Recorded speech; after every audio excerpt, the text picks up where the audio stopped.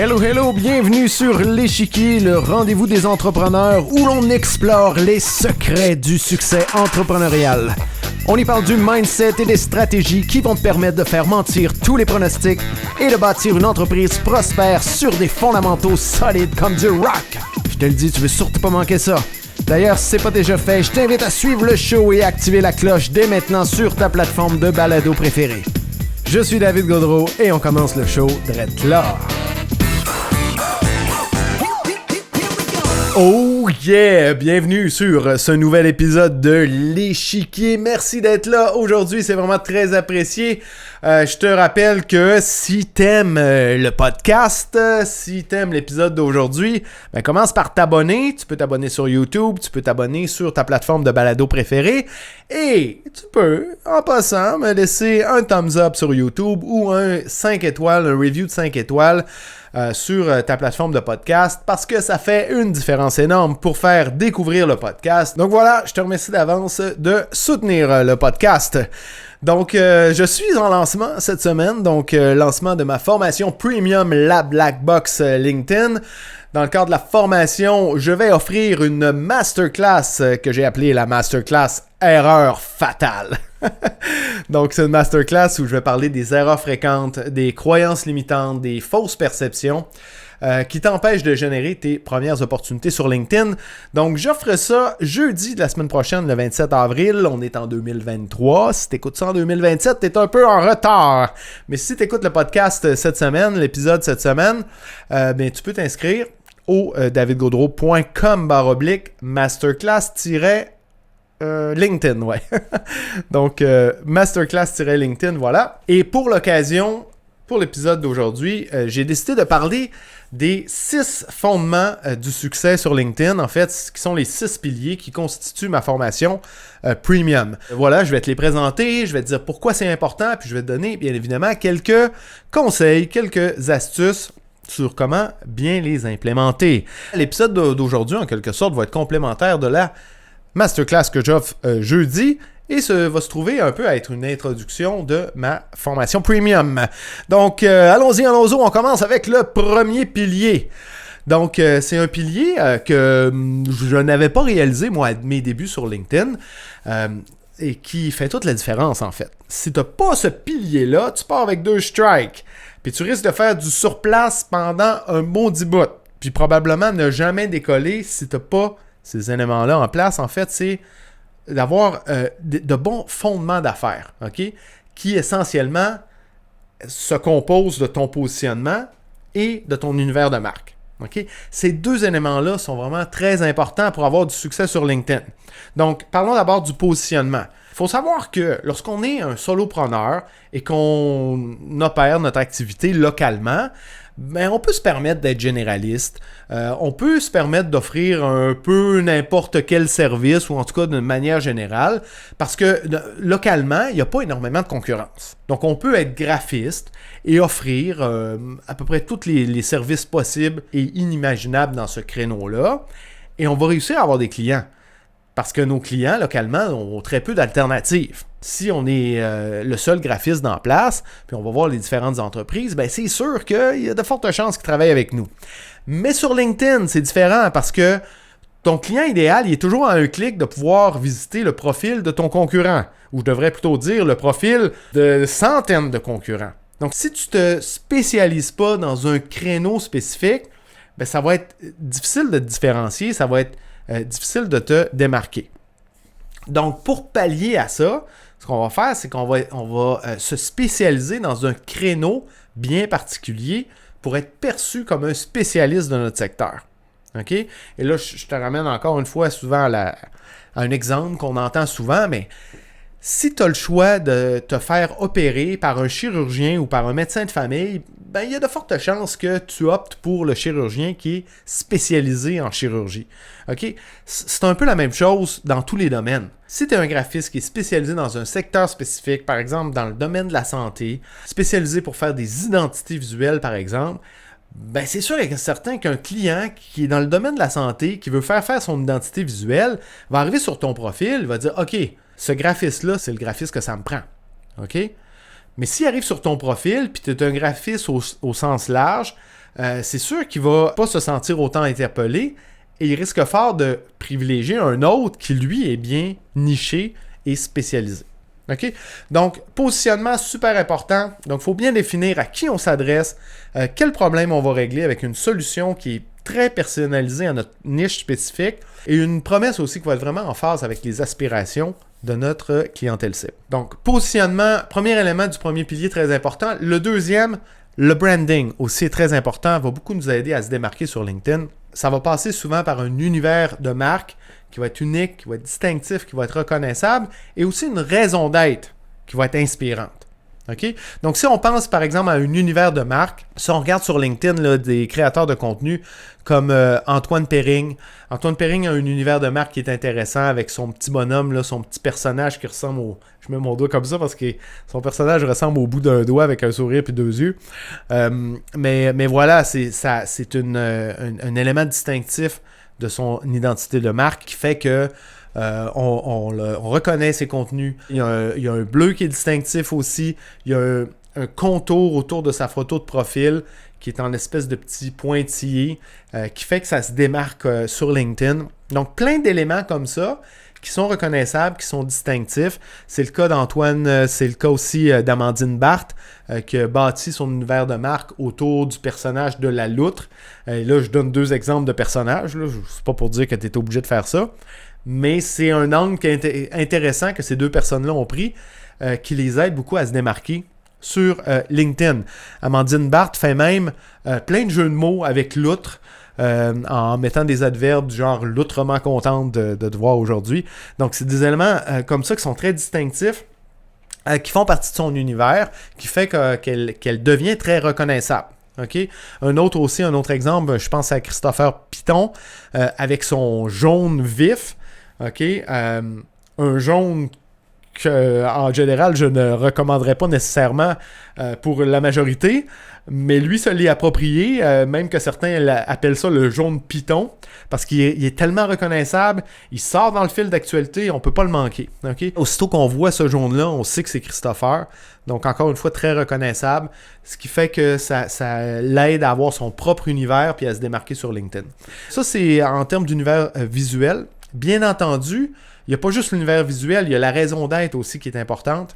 Si on a une raison d'être qui est inspirante, qui est puissante, ben ça va nous aider à se démarquer, puis aussi à amener les gens avec nous dans notre univers. Okay? Si je pense par exemple à Maude Caillot, qui est la cofondatrice de Green Gut, ben Green Gut a une raison d'être qui est très puissante, c'est-à-dire financer la transition écologique. Donc, bien entendu, tout ce qui touche l'écologie, c'est des raisons d'être qui résonnent beaucoup auprès de la population LinkedIn. Et donc, ça l'a beaucoup aidé Maude Caillot à faire sa place sur LinkedIn, puis à bâtir sa communauté. Une autre aussi qui a une raison d'être qui est puissante, c'est Nina Ramen, qui a une raison d'être qui est très féministe, à aider les femmes entrepreneuses. Voilà, elle a lancé Ramène ta fraise, en fait, presque par accident, hein, parce qu'elle avait remarqué dans un classement LinkedIn que la majorité des personnes dans le classement, c'était des hommes. Donc, les femmes étaient sous-représentées dans le classement. Et donc, elle a décidé comme ça de lancer une espèce de mouvement pour encourager les femmes à prendre leur place sur LinkedIn. Et c'est même pas elle qui a amené le nom là, pendant les premières rencontres. Son nom de famille, c'est Ramen. Et certaines personnes ont commencé à lancer le hashtag Ramène ta fraise, en voulant dire Ramène ta fraise sur LinkedIn, prends ta place. La raison d'être était tellement porteuse que ça a déboulé en un bootcamp, et aussi en une communauté Ramène ta fraise, qui est une communauté de femmes entrepreneuses qui se soutiennent, etc., etc. Donc, c'est ça. Quand on a une raison qui est très porteuse comme ça, qui est très puissante, bien, ça nous aide beaucoup à se démarquer et à gagner en visibilité sur la plateforme. Maintenant, un autre élément, un dernier en fait, et je le mentionne parce que j'ai tombé sur un profil aujourd'hui très particulier. Très particulier parce que c'est une personne qui débute sur LinkedIn, personne qui en est à son 3e post et elle a passé de 0 à 5000 abonnés en 3 posts. Okay? Son premier post a fait plus de 16 000 réactions, ce qui veut dire des centaines de milliers de vues, peut-être même plus du million de vues. Et les posts suivants aussi, le deuxième a fait plus de 2000 réactions et celui d'aujourd'hui en est à plus de 600 réactions. Qu'est-ce qui fait que cette personne-là, soudainement, débarque sur LinkedIn et se démarque? Premièrement, je soupçonne qu'il est accompagné. Donc, je peux peut-être te mentionner son nom. Il s'appelle Robin Gaubert. C'est un Français de Montpellier. Et ce qui fait, entre autres, qu'il se démarque comme ça, mis à part le fait qu'il est sûrement conseillé, c'est le fait qu'il est plombier. Et des plombiers sur LinkedIn, il n'y en a pas. Donc, c'est probablement le seul de sa gang, ce qui fait qu'il se démarque. Et il se démarque avec un storytelling qui est intéressant, qui est fort intéressant. Donc, il a commencé son premier post en disant « je veux me lancer sur LinkedIn, je suis plombier. Tout mon entourage, ma famille me dit que j'ai pas rapport de faire ça. Et bien évidemment que pour se lancer sur LinkedIn, c'est un thème qui est porteur. La communauté s'est tournée pour l'appuyer. Donc voilà, c'est comme ça qu'il a commencé par se démarquer. Et au deuxième post, il est arrivé avec... il a présenté sa carte de visite qui est extrêmement créative. Donc voilà... Pour les quelques posts qu'il a fait jusqu'à présent, il a réussi à se démarquer, bien entendu, avec un storytelling intéressant, mais surtout dû au fait qu'il est plombier. Donc ça, c'est l'élément que je voulais apporter. C'est parfois, on a l'impression, ou en tout cas, on entend souvent ce commentaire-là, que il y a juste ceux qui sont en RH, en marketing, qui réussissent à se démarquer sur LinkedIn. C'est pas vrai. En réalité, c'est encore plus facile de se démarquer lorsqu'on est dans des secteurs qui sont sous-représentés. Mais encore faut-il le faire avec un bon storytelling, puis des bonnes techniques de persuasion, puis de copywriting. OK? Donc, si on se présente, puis on ne sait pas écrire, puis on fait ça tout croche, c'est sûr qu'on ne va pas se démarquer. Mais si on prend le temps d'acquérir les compétences nécessaires pour se démarquer sur LinkedIn, quand on est dans un domaine qui est sous-représenté, souvent, c'est plus facile de se démarquer. C'est plus facile de faire notre place. C'est le cas de Romain. Là, ça va être de voir s'il va réussir à bâtir sur cette traction-là initiale, à maintenir le rythme, mais ça reste que c'est très intéressant. Donc là, il s'enligne pour vraiment documenter son aventure entrepreneuriale sur LinkedIn, ce qui est très pertinent pour la plateforme, ce qui est très judicieux. Donc voilà, Romain fait plein de bons choix, de choix très intéressants, et c'est ce qui m'amène à croire qu'il est probablement conseiller, qui est probablement accompagné. Donc voilà pour ce qui est du premier pilier qui inclut le positionnement et le branding. Donc ce qui nous amène au deuxième pilier, en fait, une fois qu'on a un bon positionnement et un bon branding, on doit transposer tout ça dans un profil optimisé. Okay? Un profil qui va être optimisé non pas autour de nous, de nos besoins, de nos aspirations, de nos objectifs, mais plutôt autour de notre client idéal. Et ça, c'est l'erreur fréquente que je vois continuellement, c'est que la majorité des gens vont optimiser leur profil autour d'eux-mêmes. Okay? Le problème, c'est que la seule personne qui intéresse ton client idéal, c'est lui-même. Donc, s'il arrive sur ton profil, puis tu parles de toi, de ce que tu veux, de tes besoins, puis tu parles au c'est sûr que ça va pas prendre 2 secondes pour pouvoir être reparti. Tu ne réussiras pas à l'interpeller de cette façon-là. Okay? Tu dois plutôt, oui, transposer ton positionnement, transposer ton univers de marque, mais tu dois le faire de façon à interpeller ton client. Et pour interpeller ton client, tu dois lui parler de lui-même. Tu dois l'interpeller en lui parlant de ses problèmes, de ses besoins, de ses aspirations, de ses désirs, de ses peurs, et lui montrer par la suite comment tu peux l'aider, pourquoi tu es la bonne personne pour l'aider. C'est comme ça qu'on va être en mesure de bâtir un profil qui va être persuasif et magnétique. Magnétique parce qu'il va vraiment interpeller ton client lorsqu'il va arriver sur ton profil, tu vas attirer son attention, tu vas l'interpeller, et persuasif parce que tu vas le persuader de faire une action. Okay? Donc, lorsqu'on optimise un profil, généralement, on va l'optimiser autour d'une action bien précise qu'on veut que notre visiteur, celui qui a le profil de notre client idéal, l'action qu'on veut qu'il fasse. Si tu veux optimiser ton profil de la bonne façon, j'ai écrit un guide sur le sujet. Tu peux le télécharger au davidgaudreau.com/guide profil en un mot. Donc voilà pour ce qui est du deuxième pilier. Poursuivons maintenant avec le troisième pilier qui est la dynamisation de réseau. Qu'est-ce que c'est ça, la dynamisation de réseau? Ça, c'est un des piliers qui m'a pris un certain temps à découvrir. Quand je me suis lancé sur LinkedIn, dynamisation de réseau, je ne connaissais pas ça. Et la majorité des gens ne connaissent pas ça non plus. Ce qu'il faut savoir, c'est que sur LinkedIn, plus de 9 usagers sur 10, donc plus de 90% des usagers sont silencieux. C'est-à-dire qu'ils n'interagissent pas, qu'ils ne commentent pas dans le fil d'actualité. Ce qui veut dire que si tu as un réseau qui est constitué à l'image de la démographie des utilisateurs LinkedIn, de la population de LinkedIn, ben, tu as plus de 90% de ton réseau qui est silencieux et qui ne va jamais interagir sur tes publications. Donc, si tu ne fais rien pour changer ça, lorsque tu vas commencer à publier, tu n'auras pas d'interaction, tu n'auras pas de commentaires, de réactions, puis tu vas probablement penser que c'est parce que tes contenus sont poches, sont mauvais. Ce qui est peut-être le cas. Mais ce qui est plus probable, c'est que tu fais simplement les diffuser à un réseau qui est silencieux. Donc, tu n'auras jamais d'interaction. OK? C'est normal. Et là, c'est là que la dynamisation de réseau entre en compte. Donc, en gros, la dynamisation de réseau, ça consiste à transformer ton réseau. De diminuer la portion de ton réseau qui est silencieuse et augmenter la portion de ton réseau qui est réactive, qui est active et qui est réactive sur la plateforme. Donc, il y a différentes techniques qui vont permettre de le faire. Évidemment, ça va passer par le commentaire, par la messagerie, par des cafés virtuels. Donc, il y a plusieurs façons de dynamiser le réseau. Je présente là plein de façons dans ma formation premium. Mais voilà, sache que ça passe beaucoup par le commentaire. Okay? Ce qui va te permettre d'accumuler ce qu'on appelle du capital réactionnel. Le capital réactionnel, c'est quoi? Ben, en fait, c'est le principe de réciprocité. C'est-à-dire que si tu es dans le fil d'actualité à commenter les posts des créateurs de contenu, à faire des réactions, ben, éventuellement, il va y avoir une réciprocité qui va s'installer. Donc, eux, quand ils vont voir tes contenus dans leur fil d'actualité, ils vont se dire « Ah, ben, David m'aide à sa façon en commentant sur mes posts, mais je vais faire de même avec lui. » Donc, c'est un exemple. C'est le troisième pilier, ce qui nous amène au quatrième pilier, le pilier média. Donc, une fois que notre réseau est dynamisé, c'est bien beau qu'il soit dynamisé, mais encore faut-il créer du bon contenu, mais surtout créer des contenus qui vont nous permettre de générer des opportunités. Okay? Parce que c'est pas tout de simplement gagner en visibilité. Ultimement, ce qu'on veut, c'est générer des opportunités. Donc, si on est entrepreneur, on veut générer des opportunités de collaboration, de partenariat, on veut générer des leads, puis ultimement des clients. Okay? On veut générer des opportunités lucratives, faire de l'argent sur LinkedIn.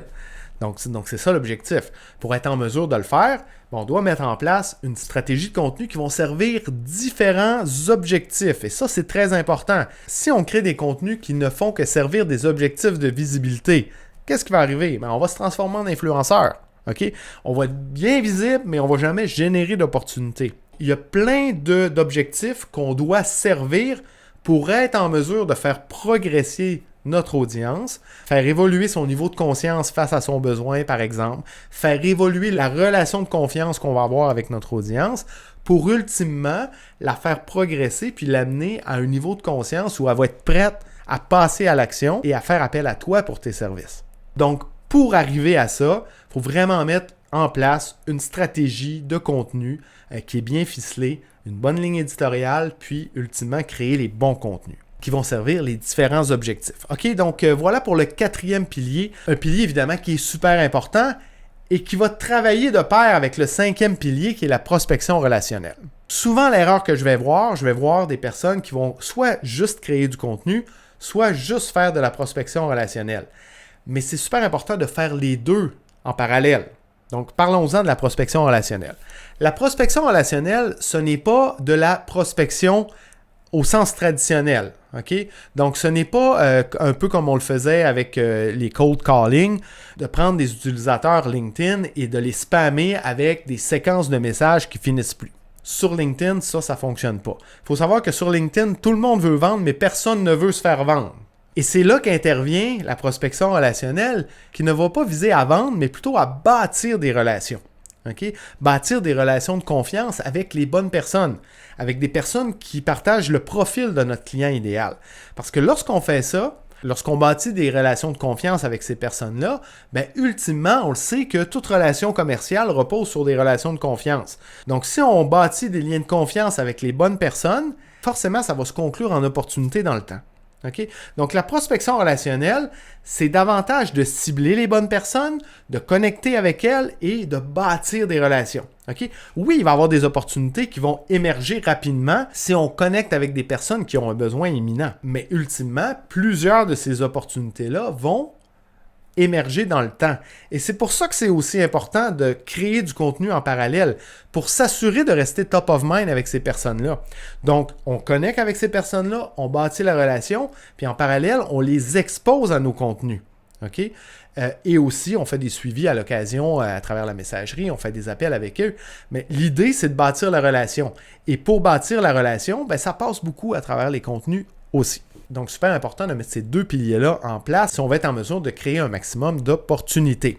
Et finalement, le sixième fondement, je l'appelle le système. En fait, il y a deux volets à ça. Le premier volet, c'est que LinkedIn existe dans un écosystème. OK? Donc, toute ta stratégie de prospection relationnelle, de création de contenu va te permettre de générer des opportunités, de générer des leads. Mais c'est important que tu aies la bonne infrastructure de vente pour être en mesure, une fois que les leads sont générés, de les faire progresser dans ton funnel de vente.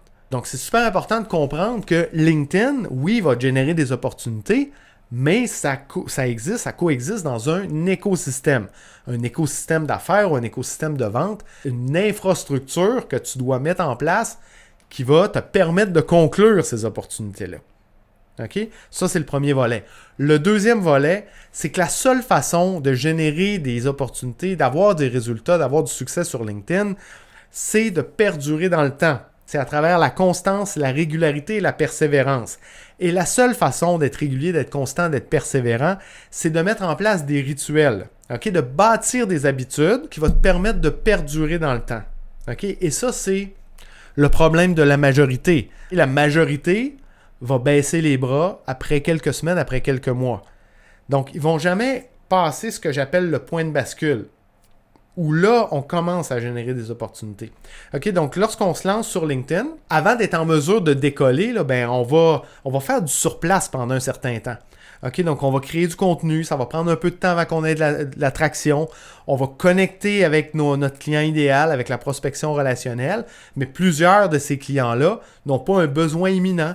Donc ça va prendre un certain temps avant que le besoin émane, avant qu'on fasse évoluer le niveau de conscience face aux besoins de ces clients-là avec nos contenus, etc., etc. Tout ça prend un certain temps. OK? Donc voilà, et dans le temps, ben, c'est le temps que ça prend pour atteindre le point de bascule. Et à partir de ce point-là, là, on va commencer à avoir de l'attraction. Là, on va commencer à avoir des clients, des opportunités qui vont émerger. Mais si on ne se rend jamais au point de bascule, qu'on baisse les bras avant, ce qui est le cas de la majorité, ben, on ne sera jamais capable d'avoir du succès sur LinkedIn. OK? Donc, ce sixième pilier-là est vraiment très important. Donc, d'une part, de mettre en place la bonne infrastructure qui va nous permettre de closer nos opportunités. D'autre part, d'avoir la persévérance, la régularité, la constance pour perdurer dans le temps, puis à tout le moins passer le point de bascule, là où on va commencer à générer des opportunités. Donc voilà, ça conclut pour les 6 piliers pour avoir du succès sur LinkedIn. Donc je te les rappelle en rafale. Premier pilier, on doit mettre en place nos fondements qui passent par notre positionnement et notre branding, notre univers de marque. C'est ce qui va nous permettre de se démarquer sur LinkedIn. Si on n'a pas ça, on part avec 2 strikes, ça va être extrêmement difficile de se démarquer. Deuxième élément, c'est de transposer ça dans un profil optimisé. Okay? Un profil qui, je le rappelle, ne sera pas optimisé autour de toi, de tes besoins, de tes aspirations, mais bien autour de ton client idéal, de ses problèmes, de ses besoins, de ses peurs, de ses désirs. Donc bref, tout ce qui va te permettre de l'interpeller, puis ensuite tu vas bien lui expliquer comment et pourquoi tu es la bonne personne pour l'aider. Le troisième pilier, c'est la dynamisation de réseau. Essentiel si tu ne veux pas que ça te prenne une éternité pour avoir de la visibilité sur tes contenus. Donc, tu dois, avec la dynamisation de réseau, transformer ton réseau pour le rendre plus réactif. Le cinquième pilier, c'est ta stratégie média. Donc, tu dois mettre en place une ligne éditoriale puis une stratégie de contenu qui va te permettre de servir tous les objectifs nécessaires pour générer des opportunités avec tes contenus. Le cinquième pilier, c'est la prospection relationnelle qui consiste, grosso modo, à te connecter, donc à cibler, à te connecter avec les bonnes personnes, okay, avec tes clients idéaux. Donc, de le faire de manière proactive pour t'assurer qu'il y a un flot constant de clients idéaux qui rentrent dans ton réseau. Donc, plutôt que de laisser ça un peu au hasard, avec ta création de contenu, avec la prospection relationnelle, tu t'assures de faire rentrer un maximum de gens, de clients idéaux dans ton réseau et de bâtir la relation de confiance avec eux. Et finalement, le 6e pilier, c'est le système, qui passe par les 2 volets. Avoir l'infrastructure nécessaire pour être en mesure de clore les opportunités et de mettre en place les rituels qui vont te permettre de perdurer dans le temps. Donc voilà, c'est les 6 piliers du succès sur LinkedIn, les 6 piliers qui composent la base, le cœur de ma formation Premium LinkedIn. À ça s'ajoutent des bonus, différentes masterclass pour vraiment t'offrir une expérience complète pour te permettre d'avoir du succès, de générer des opportunités lucratives sur LinkedIn. Donc, si jamais tu veux pouvoir t'inscrire, participer au lancement de la formation et ultimement pouvoir t'inscrire, je t'invite à participer à la masterclass que j'offre jeudi prochain. Donc, pour y participer, je te rappelle que tu peux t'inscrire au davidgaudreau.com/masterclass-LinkedIn. Si jamais tu écoutes l'épisode après la masterclass, donc après la date de diffusion, il y a de fortes chances que je la rende disponible en rediffusion. Donc, simplement te rendre au lien d'inscription et probablement que tu vas avoir l'occasion de la réécouter en rediffusion. Donc, sur ce, voilà, ça complète pour l'épisode d'aujourd'hui. Donc, j'espère que tu as apprécié. J'espère que tu vas être présent à la masterclass de jeudi prochain. Sinon, je te remercie beaucoup de ton attention. Je te remercie d'avoir été là jusqu'à la fin. Je te rappelle que si tu aimes le podcast, si tu veux soutenir le podcast, abonne-toi. Abonne-toi sur YouTube. Abonne-toi sur ta plateforme de podcast préférée. Et en faisant ça, profite-en donc pour me laisser un thumbs up ou un 5 étoiles. Donc, ça va aider à faire découvrir le podcast. Sinon, je te dis à tout de suite dans le prochain épisode. Ciao! Je suis David Gaudreau et je te remercie très sincèrement d'avoir choisi d'écouter le show aujourd'hui. Pour me partager tes commentaires sur le show, simplement pour continuer la conversation, tu peux le faire en te connectant avec moi sur LinkedIn. Aussi, on le sait, LinkedIn, c'est vraiment un incontournable pour tout entrepreneur. Alors, si tu veux obtenir mes ressources gratuites pour te lancer sur la plateforme et y bâtir ton audience, rends-toi au davidgaudreau.com/ressources avec un S. Enfin, si c'est toujours pas fait, oublie pas de t'abonner. Sur ce, je te laisse aller prendre la hauteur. Ciao!